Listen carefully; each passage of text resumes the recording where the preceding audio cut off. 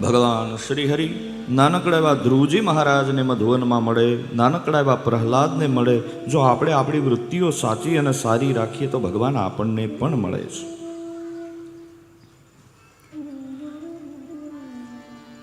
ભગવાન મનુ મહારાજના જે 2 દીકરા છે એમાંથી બીજા દીકરા જેનું નામ છે પ્રિયવ્રત, પ્રિયવ્રતો ભાગવત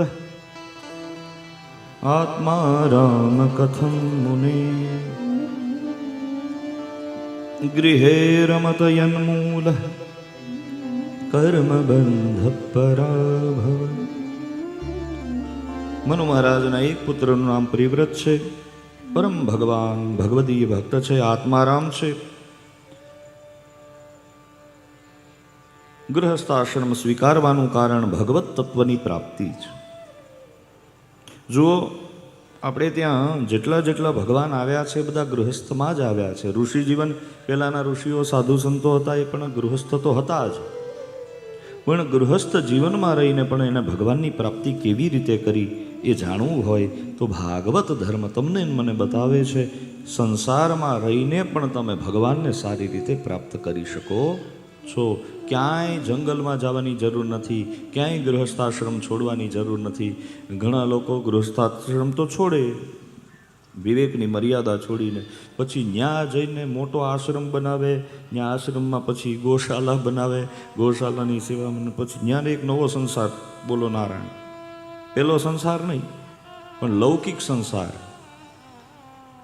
સંન્યસ્ત સ્વીકારવાનો મતલબ એ છે સંપૂર્ણ વૃત્તિઓનો ત્યાગ.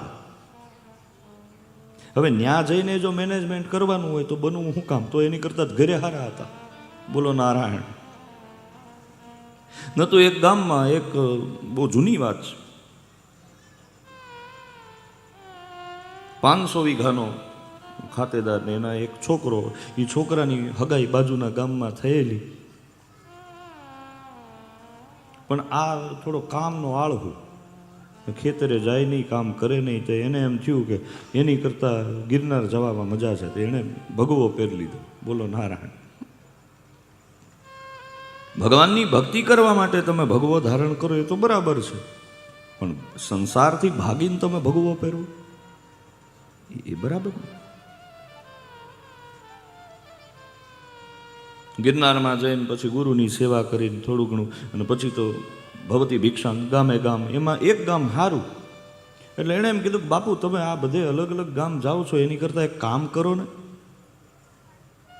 આ ગામમાં અમે તમને 5 વીઘા ખેતી કરવા જમીન આપીએ, આ આશ્રમ છે, આશ્રમ સંભાળો, ખેતી કરો, તમને જે કાંઈ ફળ મળે એ આશ્રમના દિવેલમાં ને કંઈક ઘટતું હશે, તમે બેઠા છો. તે બાપુએ શરૂઆત કરી, ભજન કરતા હતા. ભજન કરતા કરતા પણ ઓલું આળસ પેલાનું પડ્યું ને, બોલો નારાયણ. એટલે ગામવાળાને લાગ્યું કે આ કાંઈ હરખું કરશે નહીં, એટલે કોક આવીને હાથી, કોક આવીને વાવણી કરી જાય, ક્યારેક નિંદામણ વધ્યું હોય હતી, ક્યારેક નિંદામણ કરી જાય. એટલે પછી નિંદામણ થઈ જાય ને એટલે ગામના એ વિવેકથી થોડુંક બાપુને કીધું બાપુ ક્યારેક ક્યારેક જો અનુકૂળ હોય ને તો અહીંયા ચકલા બહુ આવે છે ને, હવે બસ તૈયારી છે, ચકલા અને પક્ષીઓ આવીને એ પાક લઈ જાય છે, ખાઈ જાય છે, નુકસાની ઓછી થાય એના કરતાં જો શક્ય હોય તો અમે તમને કહી ન કી, પણ જો થાય તો એ થોડુંક કરજો ને. હવે એમાં એ 5 વીઘાના ખેતરમાં બાપુ સંન્યાસી બનેલા. આમ તો સંન્યાસી જીવ નહીં, બનેલા. હોવું ને બનવું એમાં ફરક. એ પક્ષીઓ ઉડાડતા હતા અને નારાયણને કરવું ને એ જ ગામમાં પેલી જ્યાં એમની સગાઈ થયેલી એ બેન આ જ ગામમાં ત્યાંથી પસાર થયા. અને ત્યારે એણે જે ચોટદાર, અને હું તો કહું ને ઘણી વખત તુલસીદાસનું જીવન બદલવામાં સૌથી મોટો હાથ જગદંબાનો છે. પક્ષીઓ ઉડાડતા હતા એ સમયે એનો અવાજ સાંભળીને વર્તી ગઈ કા બીજું કોઈ નહીં. અને ત્યારે હસતા હસતા મર્મ કર્યો છે કે જો ચકલા જ ઉડાડવા હતા અને ખેતરનું ધ્યાન જ રાખવું હતું તો ત્યાં તો 500 વીઘા હતી, 5 વીઘામાં હું કામ આવ્યા? અને બ્રહ્મ બોધ લાગી ગયો છે બાપુ પેલાને. હા હા હા, હે રામ મેં શું કર્યું?